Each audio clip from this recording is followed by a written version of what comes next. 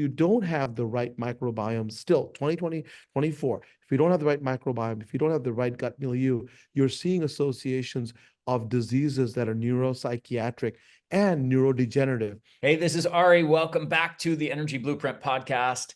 With me today is Dr. Partha Nandi, who's on the show for the second time. He's the creator and host of the internationally syndicated medical lifestyle television show, Ask Dr. Nandi.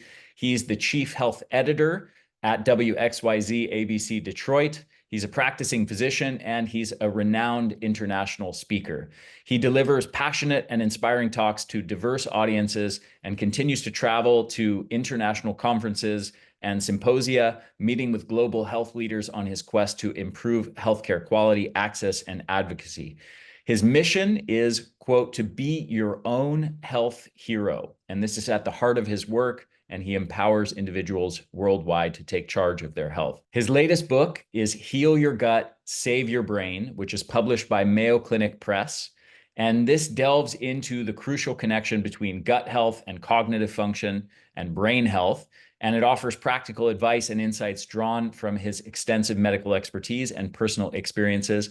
And that is the subject of today's podcast. His new book, which is all about gut health and brain health and the gut-brain axis. So with no further ado, enjoy this conversation with Dr. Partha Nandi. Dr. Nandi, welcome to the show. Hey, thanks for having me again, Ari. It's great to see you. Appreciate it. Likewise. So the topic this time is your new book, which is Heal Your Gut, Save Your Brain. And this is really all about the gut-brain axis, the link between gut health and brain health. So given that the gut, the microbiome, has been a very hot topic for probably a decade or maybe a bit more at this point, there's been lots of books that have come out on this subject. What made you want to write another book on this topic? I mean, not another book in the sense that you've written books before on this, but another book contributing to the sort of many books on this topic. What insights did you feel needed to be brought to the table at this point? I'll tell you, I'll go back a little bit. I'm a practicing doc, and I see patients, and I kind of straddle both traditional medicine and holistic, or what's called alternative medicine. And what's startling is this: despite the fact that there are books that may have been written, it's not translating to going into mainstream practice. For example, if you have a neurologist that you see because perhaps your memory is fading, or you see your gastroenterologist because you have, bloating or discomfort, neither doctor is asking you about the other, meaning that the neurologist is not saying, hey, what do you eat? What are your bowel movements like? Or do you have any approach in how you eat or how you live? Vice versa, the gastroenterologist is not asking about, have you had any problems with brain fog? Are you having problems with any symptoms attributable to neurological disease? And I found this personally when my dad, and this, my dad had a devastating stroke when I was a practicing physician. And when that happened, I said to myself, my dad was never hospitalized, a very healthy guy. And I said, as a physician, what could I have done differently? How could I have instructed him? And at the time, when this is 2000, I would say 2008, I didn't have any information that I could give him. I struggled.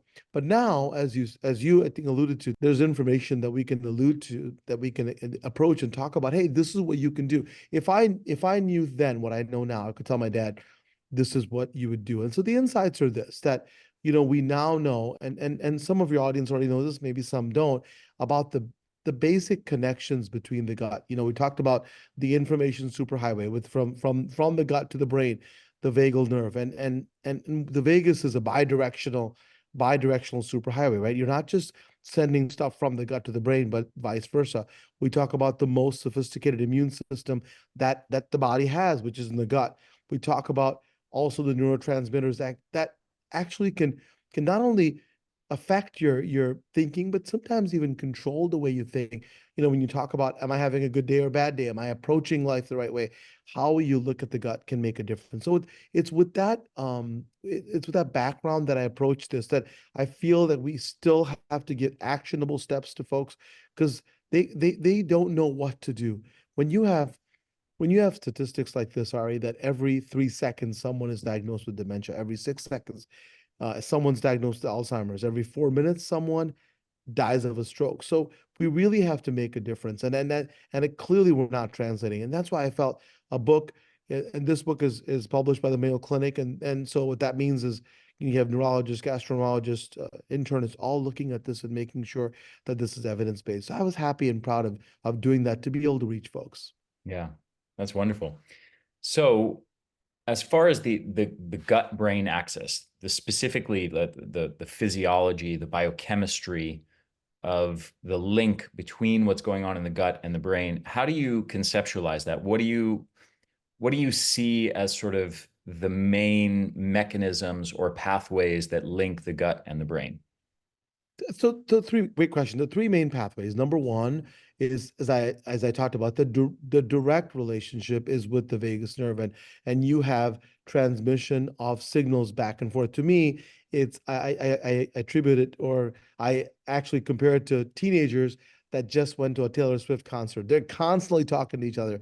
Now the gut talks to everybody, but it talks to the brain more than any other organ. And what it's transmitting are basically signals back and forth. The brain is letting the gut know what the state of the body is, so the gut can then function the correct way. So, for example, if there's a state of unrest, right? So if you're not at ease, the gut is told by the brain, so it can actually function the way you need to in a survival mode rather than in a mode of thriving. So for example, blood flow to the gut is now taken away and given to the vital organs. If you have nutrients, and the whole energy homeostasis is changed in the gut to be able to support the rest of the body. Now, if you're in a state like we are right now, we're talking and we're in a state of ease, the gut is told, hey, you know what? It's everything is great.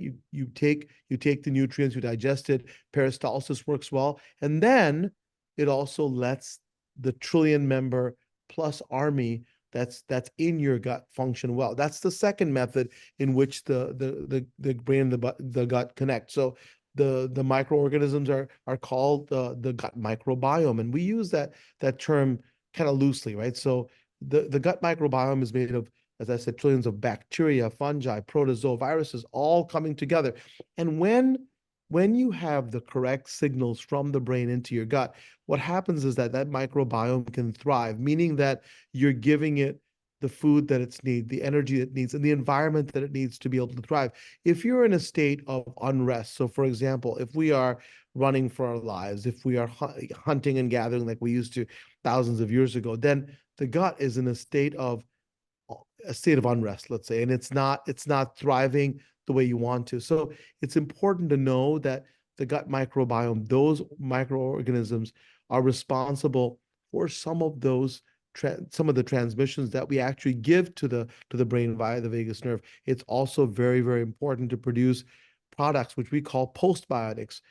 We call probiotics the bugs in the intestinal system. The prebiotics are the food, Ari, as you know, for the probiotics, and the postbiotics is the products. And we really are, when you look at the research, we're really interested in the postbiotics. So very simple things like short chain fatty acids, which can contribute to the wall of the gut to be in a whole, and the integrity to be strong.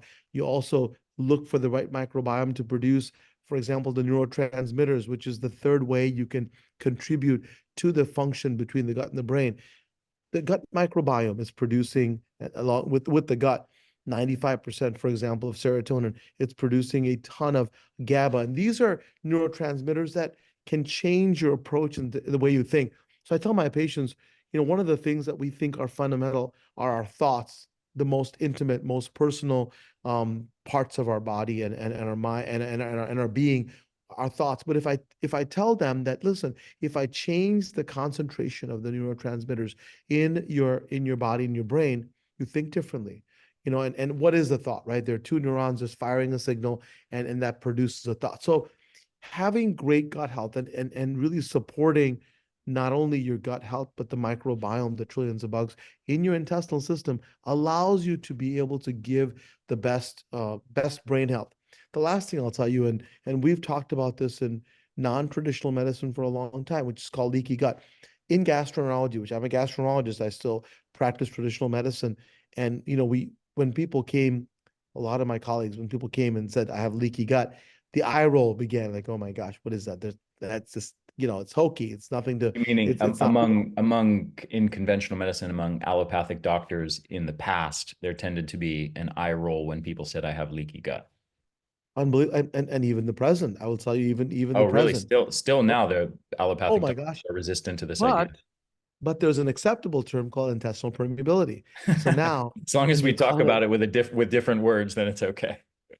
yeah, because for many years, decades, we talked about leaky gut and we knew that that existed. But now, in traditional medicine, in MDs, DOs, allopathic medicine. So when you talk about traditional medicine in at least the West, you can show electron micrography that shows that you have spaces. Remember, the gut wall, right, is one cell layer thick between having, poop on one side and blood on the other. So you can see on electron microscopy tiny little crevices, tiny openings that then erode some of the protection we have from the gut to the rest of the body. And when you erode that, we call it leaky gut or increased intestinal permeability, you can then begin inflammation that can go to any part of your body. The one I'm interested in, I talk about it in my book, Heal Your Gut, Save Your Brain, is that this inflammation can then disrupt the blood-brain barrier. When it disrupts the blood-brain barrier, then you begin unabated or unopposed inflammation that then can lead to diseases like Alzheimer's, like Parkinson's, like multiple sclerosis, and also put you at increased risk for stroke. And this is why it's important. We felt for a long time that diseases like Alzheimer's, for example, are inevitable. You're just getting too old. I mean, many times, folks went to see their physician or their practitioner, and they were told in traditional medicine, you're just, this is kind of a consequence of old age and just wear and tear. But now we know it's an inflammatory condition. So in the gut is where we feel now more and more, even evidence in Western medicine showing that the beginnings of inflammation for these devastating diseases lie in the gut. And that's why, to me, this was so important to talk to folks because I want people not to suffer the same fate as I did and my family did, and my dad. I mean, the disease of stroke robbed him for the last 10 years of his life. He couldn't play with his grandkids, and we could not share the wisdom. I mean, Ari, my dad was one of a kind. I mean, to me, he was my first hero. But if you ever drive down the road, even if you're in the U.S. or outside, when you drive down the road and it's dark, you see these reflective tape that's in the side of the road. That was my dad. He's the one who invented that and Wow. saved countless lives. And so Yeah. with Amazing. this book, I'm hoping that we can save a few lives and hopefully be able to at least address the problems before they become clinically evident, which I think that if you can take care of your gut in simple ways, then you can also then prevent these problems even before they come. When they come, you can still decrease the significance or the severity of them. But I would propose that if you watch some of the principles we talk about for your gut health, then you can prevent these symptoms from coming and even prevent the disease altogether. I'd like you to indulge me in a certain line of questioning here that Sure. I believe my current understanding, and it's been maybe 2 or 3 years since I explored this in depth, but so maybe the information landscape has evolved since then. But I'd like to ask you about neurotransmitters in the gut and the relationship between that and neurotransmitters in the brain. So, for many years now, there's been discussions of, well, one aspect of it is GABA. There's certain question marks around GABA in the gut, and can GABA actually be taken up through the vagus nerve and transmitted into the brain? So there's sort of this discussion. Last I checked on this literature, there was this sort of controversy around to the extent that GABA in the gut translates into GABA in the brain. GABA, for listeners, is a neurotransmitter that relates mostly to sort of relaxation and calmness, but is an important, what's called inhibitory neurotransmitter in the brain. But then I think most commonly is this discussion around serotonin. Yes. And, for decades, we've had this whole narrative around serotonin and depression, right? Depression has been the narrative from the medical community and pharma, I would say, is that depression is driven by, quote unquote, a chemical imbalance. That chemical imbalance, for the most part, we're told, is essentially a serotonin deficiency. So you have low serotonin levels in your brain, and that translates into depression. Now, we'll sort of bracket that right now because, as I'm sure you know, there's been a lot of controversy around just that subject, and recent research has shown that that whole narrative that we've been told for decades really has very weak evidence to support it. But so that's kind of existed in our minds, this link between serotonin and depression. And then we hear some people talking about gut health in the last 5 or 10 years, and who bring forth this idea of, well, did you know that, 80% or 85% or whatever the number is of your whole body serotonin is actually in your gut, not in your brain? And with the, basically implying that serotonin does the same thing as the serotonin in your brain, which is this thing that relates to depression. And I think the story, my understanding is that the story is quite a bit more complex than that. In one, the layer I already explained, the serotonin depression link is questionable. But I'm also curious about to what extent the serotonin that's in the gut is actually relevant or doing something at the level of the brain versus is just doing different roles, performing other functions that are more relevant to gut health that don't really impact on our sort of moods and that sort of things and brain function.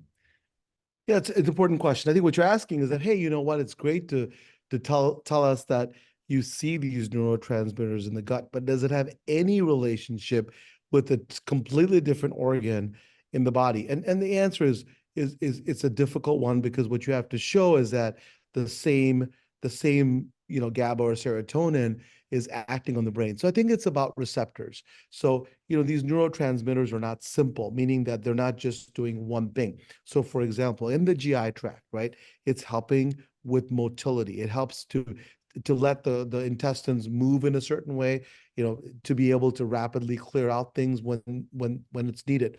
But the same molecule, when you have it in the brain, has receptors that then trigger certain reactions, and they're perceived for us as joy or feeling good.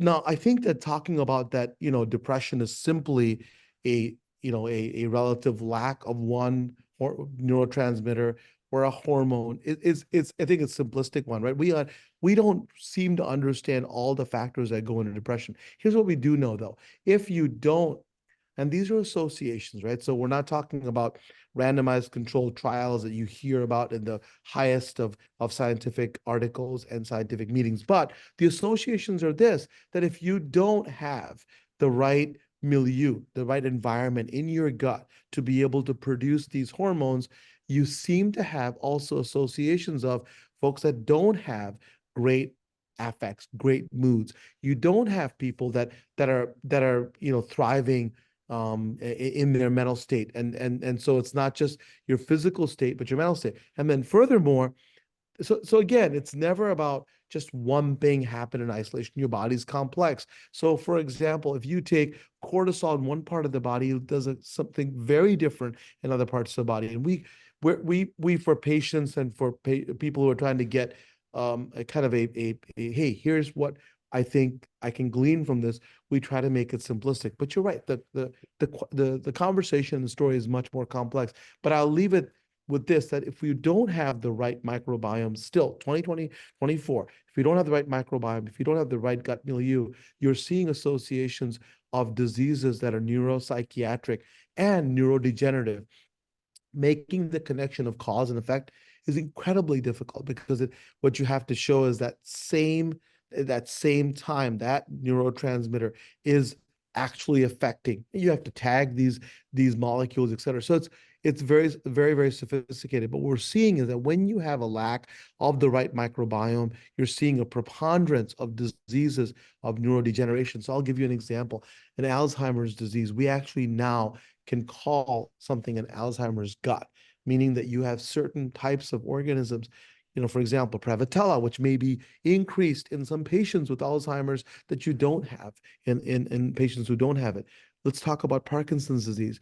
You're looking in Parkinson's disease that you not only have a certain level of microbiome and gut health, but you're seeing the actual same inflammatory markers, right, that you see in the brain, which are called Lewy bodies, which are just, folded proteins that are misshapen in the enteric nervous system. So in the nervous system of the gut. So in the tiny little walls, right? So imagine the wall of the gut is like layers of an onion, except much smaller. And in those walls, you're seeing the same evidence, the same misshapen proteins that you're seeing now in the brain, for example, in Parkinson's disease that we call Lewy bodies. And furthermore, not human studies, but in mice studies, when you sever the vagus nerve, you no longer are seeing the same pattern of misshapen proteins that you see both in the enteric nervous system and the brain. So, last example I'll give you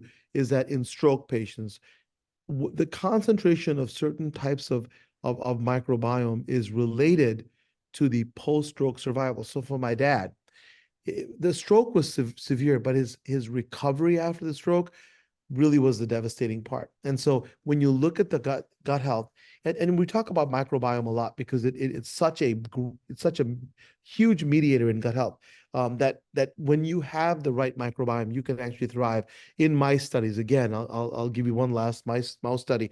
When you take young mice and subject them to the stroke, and then transplant the microbiome of an older mice, their post-stroke survival, most of them die or have horrific post-stroke outcomes. If you take an older mice and have them have in a stroke model and transplant the microbiome of a young mouse, their stroke survival is far better than what their age should suggest. So what I'm kind of trying to point out is not just neurotransmitters, but the integrity of the gut wall, the barrier we talk about, the composition of the microbiome, all together are now pointing to the fact that if we can then optimize this environment in your gut, it's associated with better health. When you look at all of the centenarians that you see in multiple places around the world, and you see patterns of what they eat, what they do,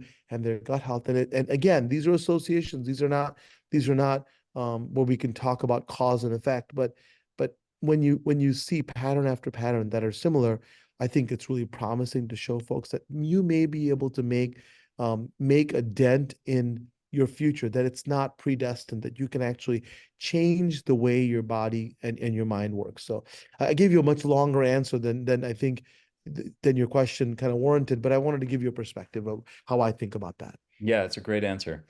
Um, I want to try to poke holes a little bit with your permission, and I want you to rebut me in a way where you convince me why this perspective is inaccurate.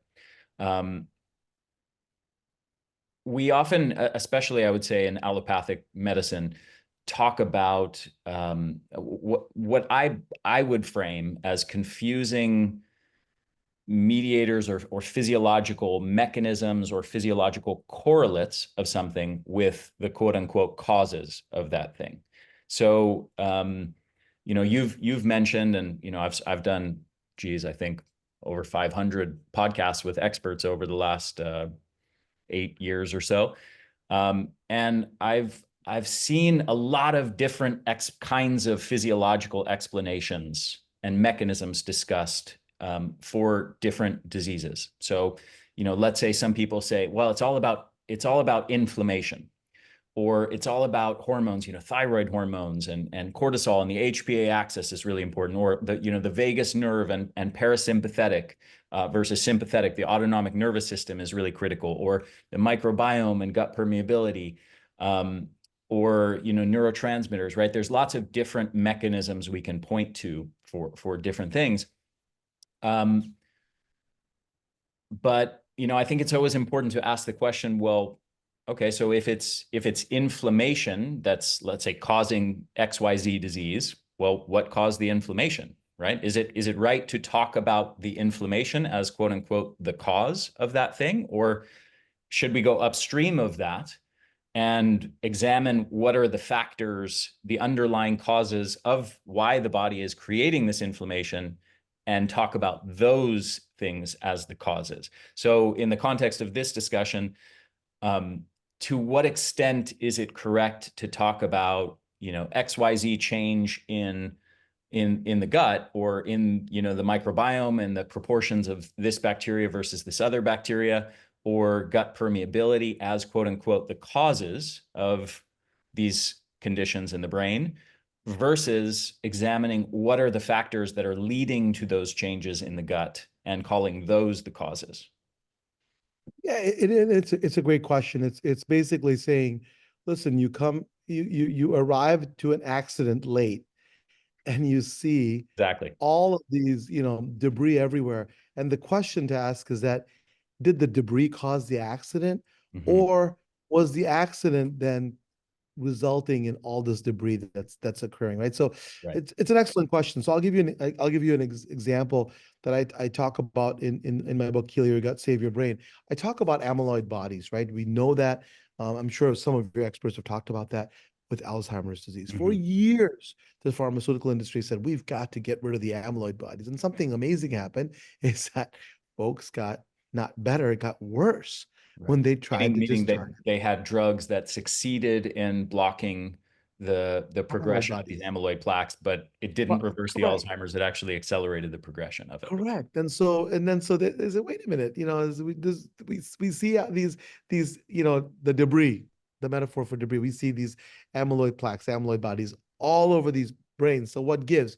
So again, then you have to go back and say, do we now have to go back and say, what is it that's causing these folks to have amyloid plaques or bodies, right? So and the question you're asking is, so what is it? What are these are just they just happen to be there, and and depends on which side you're coming from or what your perspective is.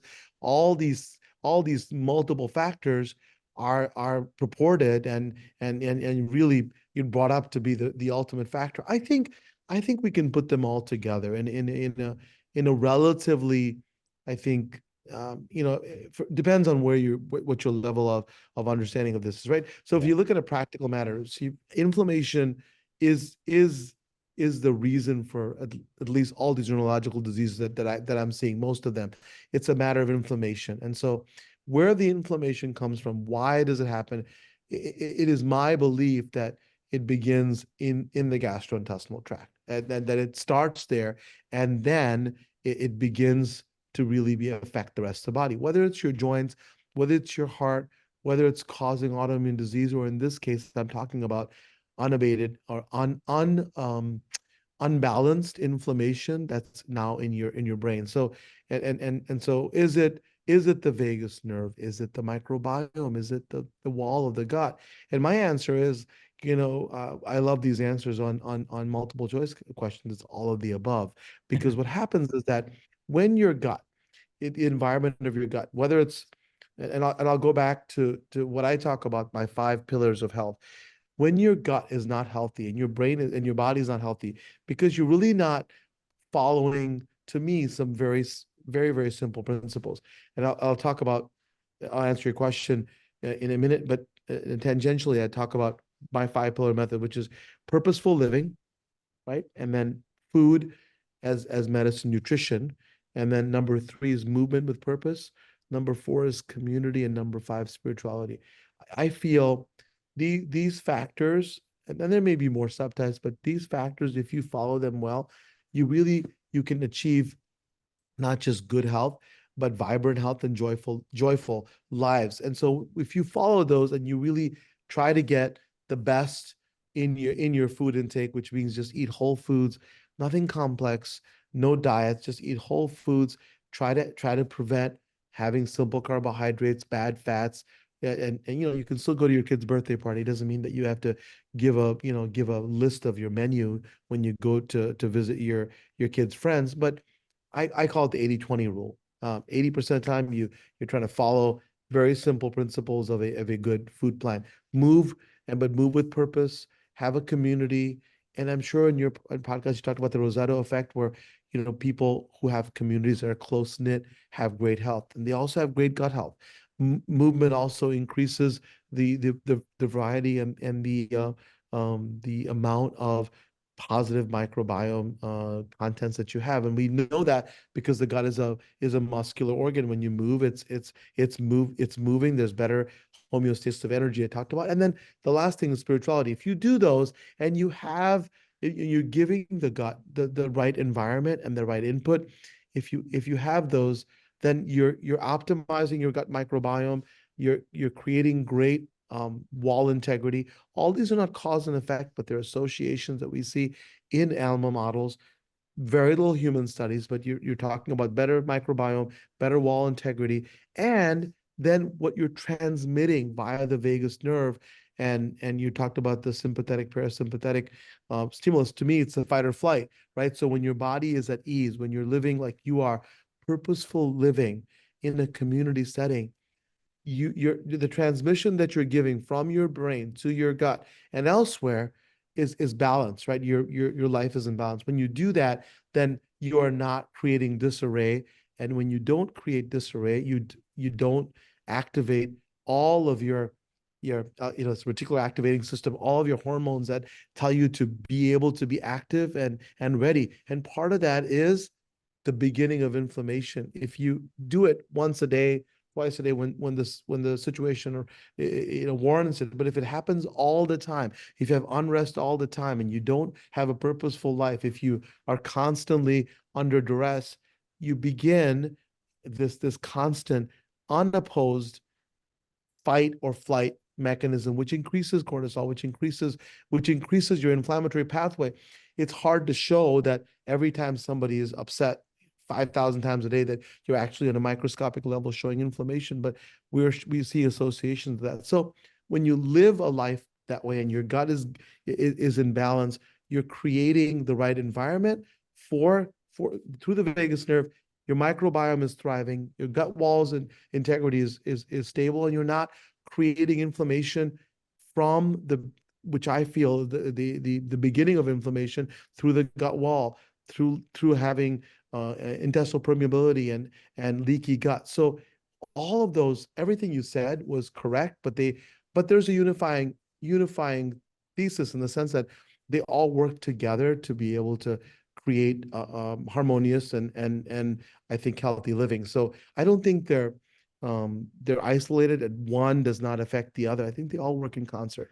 I Yeah, hope that answers your question. absolutely does. And I'm really glad you explained it that way. I thought the example of the approach to Alzheimer's using drugs to attack or to interrupt the development of amyloid plaques is a perfect example to illustrate the point that I was getting at. And what you ended up explaining, which is your paradigm of how you treat this, is essentially the opposite direction of what I was getting at, which is you're looking at it through a holistic lens. You're looking at it. You're saying let's go deep and sort of analyze the mechanisms of how this disease develops, and then let's track that upstream to these root causes at the level of how a person lives, what they're putting into their bodies, what they're putting into their minds, how they're sleeping, their stress levels, their all these different dimensions, their spirituality, their community, and so on. So you are doing the thing that I think very strongly is the right thing, which is tracking these physiological mechanisms upstream to the actual root causes. I think the danger of historically, and I would say what is the dominant way of thinking, particularly within conventional medicine, but also shockingly in a lot of alternative circles as well, is to kind of do the opposite, right? You gain all this knowledge and insight into the cellular and the biochemical mechanisms of a particular kind of pathology or disease. And then based on that, you essentially use a sort of hacking mindset where you say, okay, now that we have this knowledge of this or that mechanism at the cellular, at the biochemical level, we're going to develop this. We're going to go to the chemistry lab. We're going to synthesize a man-made synthetic chemical that blocks or suppresses or inhibits or interrupts this particular mechanism in the hopes that that will block or cure this disease process. So if and like in the context of serotonin, it's like, hey, we looked at all these depressed people, in the context of depression, I should say, we looked at all these depressed people and we found that, they have lower levels of serotonin in their brain. Therefore, what we're going to do is we're going to create a drug that they can take every day that alters levels of serotonin in their brain. But if the reason that person is, but I would argue this is generally, and in most contexts, not just depression, a grave misunderstanding of what's going on, is really a reductionist and myopic way of looking at physiology, in the sense of, well, let's look at the broader landscape of what that depressed person's life is like. They're eating a terrible diet, they're sedentary, they have no purpose, they're working a job they hate, they're in a toxic relationship, or they're lonely and isolated and they have no relationship, right? And really, they have a terrible circadian rhythm and sleep habits, they're stressed out of their mind, right? Like, really nothing is being done well in terms of how they're living. To take that person and say, oh, well, we did this really sophisticated science-y brain scan and blood tests, and we found your serotonin levels are low. So here, take this drug that's going to fix your serotonin levels in your brain. This is something that has the illusion of being really cutting edge and really scientific. But when you look at it that way, you realize how often it is really simplistic and really a very foolish way of thinking and a foolish approach to try to heal pathology. So, and I think, again, what you're doing is you're moving the opposite direction. Instead of the hacking with drugs mindset, we're saying, let's track these back to the upstream, to the real root causes of these physiological changes, which I think is the right approach to solving illness. Yeah, we're not petri dishes and test tubes and these, isolated organisms that people are looking at. Mm-hmm. We're complex creatures, and the body functions, and we just have to look to our past. I look forward, but we have to look to our past to find how did we not have, these problems. Now we've created clean water, to me, some of the diseases that killed folks that were, in their teenage years or 20s and 30s, we've solved those problems.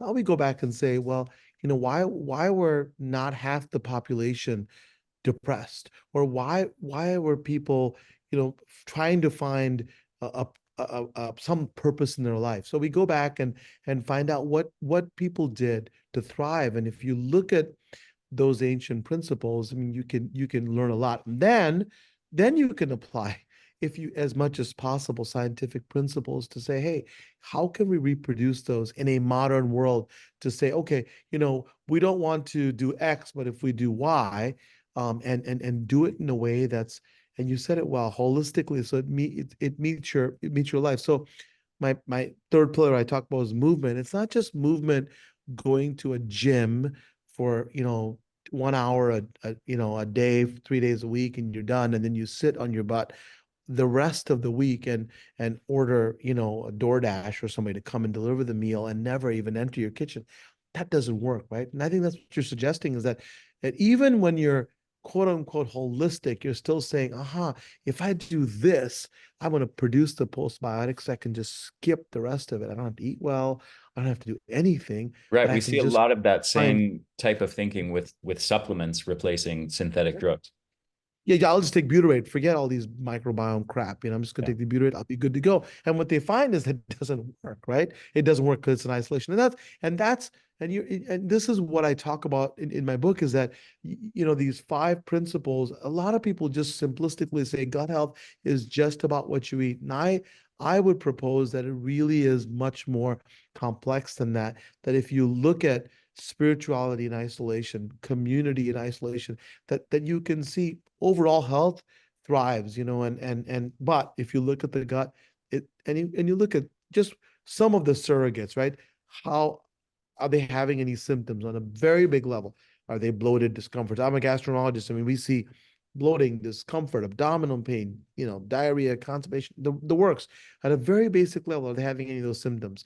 And then if you go down the line, you look at how healthy is your gut, and you can actually do some diagnostic testing. Now, it's not perfect, but you can see patterns developing in these folks that follow this. When you look at people that are somewhat isolated in the Amazon. You look at their microbiome and you compare it to the microbiome in folks that are in frozen environments, and still, even though their environments are completely different outside, the internal environments are startlingly similar, because what's happening is that they are living the same lives, in the sense, the same principles. So I think that's when you look at the gut, we will look at, we'll have more sophisticated tests to look at gut wall integrity. We're just getting started, but I think on a very, very basic 35,000 foot level, the what your microbiome looks like, what's your symptomatology, having normal bowel movements, things like that, on a very high level, on a very 35,000 foot level, you can see that the folks that follow these five principles I talk about actually have those in common in very different environments when they follow those same principles, which to me is exciting. And the reason it's exciting is because it doesn't require some crazy hack or plan, or it doesn't require wealth. It doesn't require a specific place on the planet.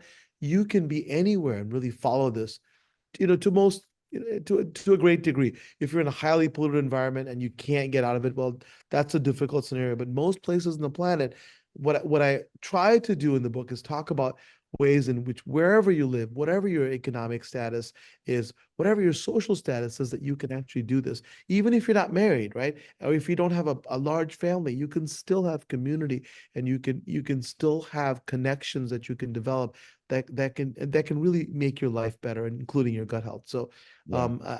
I like the fact that you brought that question, even though I didn't expect it, but it was great the way it worked out.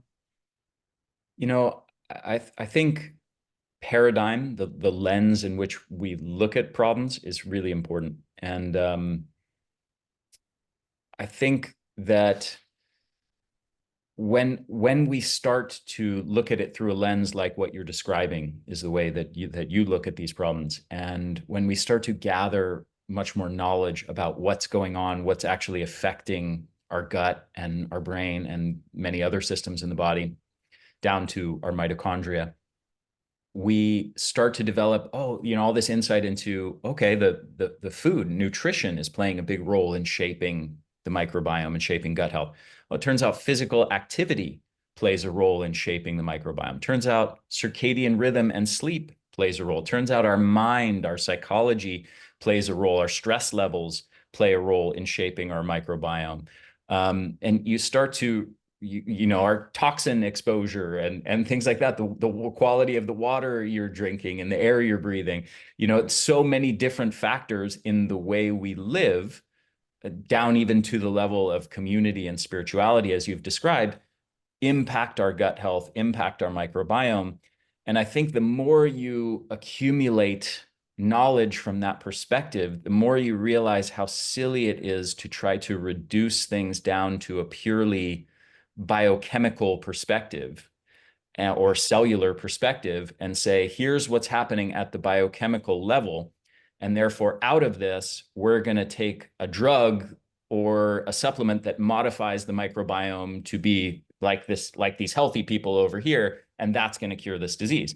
Because if you take the person who isn't living well in terms of their nutrition, in terms of their circadian rhythm and sleep, in terms of their stress management, in terms of their diet, their exercise habits, and all these other dimensions, even exposure to nature, getting out and being exposed to nature has a big impact on the microbiome. And if you take somebody who is doing all those things wrong, and you just say, well, we're going to give you this drug or this supplement that's going to create the right microbiome, and that's going to lead to all these beneficial changes, it's just absurd. It's a really, really foolish way of thinking, in my opinion. The only real way to get the right change, to get meaningful change and meaningful health benefits, is the way that you're describing. You have to address things at that root cause level. I appreciate that. And I think that also, for your listeners, and I talk about it in my book, is that you have to have actionable steps. And I break it down that, people feel like, listen, I've lived 50 years of my life a certain way. And how am I going to change this? Because this seems insurmountable. I mean, it looks like you're in Mount Everest, right? You're basically, you are climbing a mountain that can't be, that you can't possibly get on top of. But what I suggest is that you take actionable steps in each of those five pillars. So purposeful living, figure out in your day, just in one day today, what things, what items in your life that activities that you had that you felt were meaningful, and then what can you then take away from your life that you felt were not really helpful or not creating meaning, doesn't give you joy, like looking at your phone for an hour and looking at a social media app. Was that really helpful? Was that meaningful? And if you do that one step and you say, I'm going to do one thing in my life today that achieves more purpose. Same thing with nutrition. You say, you know what? I'm going to add fermented foods to my diet starting today. Movement. I'm going to walk my dog or play with my kids instead of just sitting there and watching television as your kids run around with them. One activity of movement, one activity in community. I'm going to find a group of people that have similar beliefs that I do or similar thoughts that I have, and then work with them and just make a commitment. And then, spirituality. Like I meditate every day, even if I'm traveling at least 5 minutes a day. But you don't have to meditate. You can do things if you like prayer, if you like Tai Chi, if you like yoga, whatever it is, do one activity.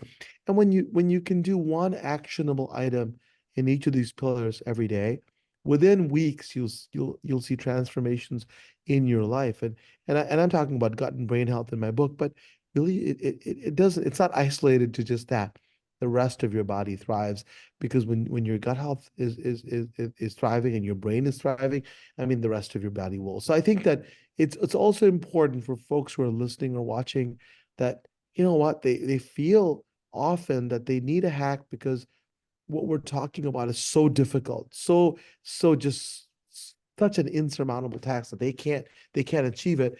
That I think that we have to give them actionable steps every day. And I talk about that in the book. I give them recipes in Heal Your Gut, about if you're thinking about Alzheimer's or Parkinson's. Well, here's some activities. Here's some foods that may be helpful that have been shown to be associated with great outcomes or prevention. So again, it's not that it's so difficult. It's the fact that you have to be consistent. And I don't know if you're a fan of American football, but I love Tom Brady. And Tom Brady said, listen, I'm not any more talented than anybody else, but I'm consistent. I do this activity every single day. And I offer to you is if you can take each of these five pillars and every day create an activity for yourself, I promise you, in weeks and in months and years, you'll transform your body and your brain.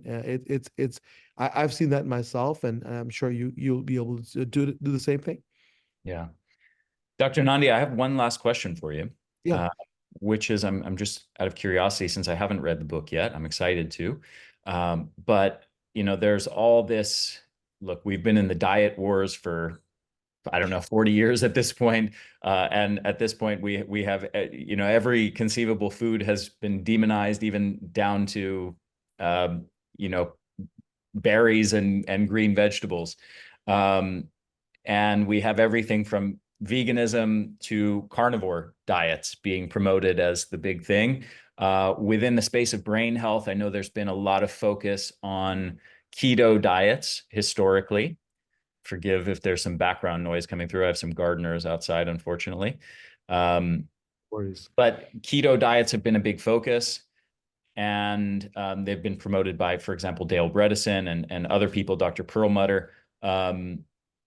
And I think some people have shifted their tune on this in recent years. Some people have sort of talked about more the importance of reincorporating carbohydrates. There's lots of different views out there. I'm just out of curiosity, is there any particular diet that you promote in the book? And maybe you can give some insight into sort of the key dietary pattern that you're recommending for optimizing brain health.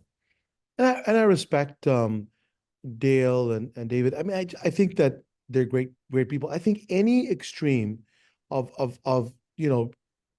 excluding foods or just having a preponderance of a certain type of food is just not, first of all, realistic, nor is it what you know allowed us to thrive, right? In no part of our history could we be on an absolute carbohydrate restricted diet, right? It just didn't happen. Nor could you just say, I'm going to just eat, these berries and these vegetables. What did we do? We ate what was available and we had a variety of foods. So to me, I don't like the word diet because to me it's a word for failure. Outside of the scientific community and people who write books, nobody else can follow this stuff, right? I mean, you struggle every day. You're looking at books. I'm sure somebody can follow this, but for maybe a few weeks, maybe months, and then you drop off. 100% of my patients, and I've been doing this for 2 decades, have not been able to follow a diet. So I talk about very simplistic ideas, right? Try to have a rainbow of fruits and veggies that you can tolerate. If you notice that a certain vegetable or certain fruit gives you problems or digestive distress, or you feel like it's not something that your body tolerates, just avoid it. But in general, whole foods, right? Fruits and vegetables. If you're going to eat meat, probably not more than once a day. If you can, it's pasture raised and hopefully from the wild. But some people can't. They can't afford that, or they can't access that. So you do your best and minimize it. If there is one diet that I like to support, it's the Mediterranean diet, because to me, it's not really a diet. It's a plan. It's a food plan that you eat a bunch of vegetables and fruits. You eat very little red meat. You eat some fish. Drink a little wine. It's kind of like your life, Ari. That's what he does. So It you is drink a little that I wine. would say that approximates my dietary pattern pretty You can closely. call it the Ari diet, right? But it's the Mediterranean diet, and we've seen it forever. And you eat, a bunch of whole grains, and not the way we do it in America, where the grains are processed. I mean, I've had so many stories of my patients who are intolerant of so many, bread products and grains in the U.S., and they go abroad to even Europe, and they say nothing happened. It's because of the way we process it. So back to your question. I mean, I think that you can always find evidence of taking something in isolation, just like we talked about in an isolated situation. Say if you give this organism this type of nutrient, you see a decreased inflammation or decreased effect. I think it's a very, very unrealistic way of thinking about what life is about, because a human being, with all of its input, right? It actually matters if you're sitting down with your family or sitting down alone, and how your body accepts the food, right? It matters if you actually participated in the cooking and how your body accepts the food, and all the factors in your mind and your gut that then says, okay, this is what we need to do with the food. So it's a complex interaction that cannot be simplistically said. If you follow a keto diet, or if you follow a vegan diet, you're going to be the healthiest person alive. It's really looking at even food in a holistic way. I mean, follow some basic principles, but then get your butt in the kitchen and actually cut the vegetables, see the food, feel the food. When you drink the water, and then you're talking to your family, you're playing music, and then you sit down at the table.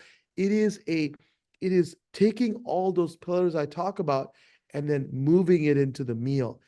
That's the real food plan. That's the real diet. If we just did that, it'd be great. We did that for centuries, right? We stopped doing that when we felt like we were far more advanced, right? The wealthier you are, it should mean that you don't have to prepare your food. Everything has to be, very efficient and done in the smallest period of time. But your body has not adjusted to that, right? This idea, the surrogate of feeling of success, is very, very short. It's been the last 50 to 75 years max. Your body, your mind, and your gut has not caught up yet. And they're thinking, what the heck is this giant creature doing? Right? Why are they sitting there and having just food given to them that they're not creating, right? And I'm talking about it as a third person because I feel like when you talk about the microbiome, and I'm being tangential here, you have to know that the microbiome predates us by millions of years, right? You see the same organisms that are in our gut were present 15 million years ago, before there were eukaryotes. And these tiny little organisms figured out a way to communicate with other organisms, and they somehow got into us. And then they said, well, this is fantastic. We've got these lumbering creatures that feed us and move us around and poop us out so we can go everywhere and thrive. And when you then give them a bowl of pasta that's made somewhere and just plopped in front of you, it's not acceptable. So when you think, why am I feeling this way, or Why is it that I'm not being able to concentrate? I had an executive who said, Dr. Nandi, I want to crawl in a ball every single day and disappear. I can't concentrate in meetings. And I asked him a question that probably nobody had, like, tell me about how you eat, right? So to answer your question, I just think these simplistic dietary plans are ineffective because the fact they're basically unrealistic, but they don't incorporate what your body is really going through when they ingest a meal. So that's why it's unsuccessful. If we can follow some basic principles, and I'll offer my five pillars in even in your food plan and when you're sitting down to eat, I think it could be very successful. I think that's a wonderful message. Dr. Nandi, is there any final thought that you want to leave people with, or final message, final words that you want to leave people with? And also, please let people know where they can follow you and where they can find your book. Absolutely. Thank you for that. So the final message to me would be that, you know, the erosion of your brain health, meaning that having diseases of neurodegeneration like Alzheimer's or Parkinson's or MS or having strokes, they're not inevitable. They're not a consequence of just living. You can thrive. You can live a joyful life. You can play with your grandkids and really live a meaningful life. And if you make some actionable steps way before the time when you actually have symptoms, I think you can really prevent. I feel you can prevent these diseases that are ravaging our society. Again, I'll repeat, every 3 seconds, somebody is diagnosed with dementia. Every 6 seconds, someone's diagnosed with Alzheimer's, and every 4 minutes, someone dies with a stroke. We call folks that look at these diseases and health in general as a way to be able to be proactive and prevent it as health heroes. So be a health hero and look at your body and your gut as a way to be able to achieve these wonderful ideals, which is living a joyful life that includes great brain health. And you asked me about the book. It's Heal Your Gut, Save Your Brain. You can get it anywhere books are sold, so Amazon, Barnes and Noble, your local bookstore. You can go to our website, which is askdrnandy.com. So ASKDRNANDI.com. I'm sure we can give you a link. You can find us there. But this has been great because it's Ari always asks very challenging questions that are introspective, and I think I love the fact that you go deep and beyond just the superficial. So I appreciate your time and having me on. Yeah, thank you so much for coming on the show, Dr. Nandi. I appreciate the kind words as well. And right back at you. You did very, very well. And I love the message that you're bringing to the table here. And it sounds like an amazing book. I'm really excited to read it myself. And I highly recommend everybody does the same. Thank you so much for coming on the show and sharing your wisdom with my audience. I appreciate it. Thank you. Appreciate the opportunity. Hey, this is Ari. I hope you enjoyed the show. And I hope that you will go out and grab Dr. Partha Nandi's new book. It sounds wonderful. I haven't had a chance to read it yet, but I absolutely love the message that he communicated here today. And I strongly agree with the paradigm, as I hope you gathered, that he's communicating about how to optimize your brain health. So it sounds like a great work, and I strongly encourage you to check that out. Go on Amazon, Barnes and Noble, wherever you buy books, and grab a copy. And one more thing, which is that about a year ago, I partnered with another gut health expert who I consider one of the top microbiome experts in the world, and that is Dr. Jason Harlach. And he is a clinician and a professor and an author of medical textbooks on the subject of the microbiome. And I partnered with him for my human optimization brand to create the gut optimization course. So if you're interested in optimizing your gut health and healing, resolving any gut symptoms you have going on, this is, in my opinion, certainly I'm biased, but the whole reason that I went out and partnered with Dr. Harlach and created this gut optimization course was to create the best online course for optimizing your gut health available. And I believe that we've accomplished that. And I strongly encourage you, if you're dealing with any gut health issues, or if you're just looking to have the best gut health possible, to go grab yourself that course. It's phenomenal. It's extremely well done. And I think you're going to learn a lot and benefit tremendously from it. So thanks so much for joining me. And If you're interested in grabbing that course, we've got links below on YouTube. You can also go to the website humanoptimization.com and get it there. And I hope to see you on the podcast next week.